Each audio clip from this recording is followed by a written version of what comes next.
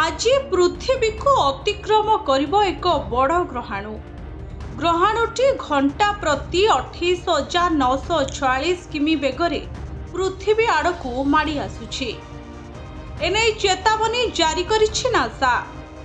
ग्रहाणुर ना हेउछि 2011 MW1।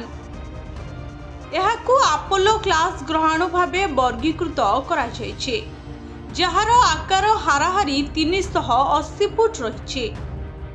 नासार तथ्य अनुसार 25 तारीख अर्थात आज यह पृथ्वीर सबुठु निकटतम 38.5 लाख किमी दूर रे अतिक्रम करिब। 2011 MW1 एक विशाल ग्रहाणु, जार कक्ष पृथ्वी कक्षर निकटतर हुए, किंतु खूब बेसी नुहे।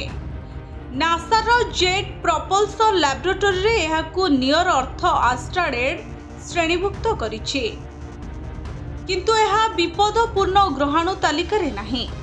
पृथ्वीर निकटतर हेउथुबा 35,000 रु कम वस्तु एहा चिन्हट करिछि।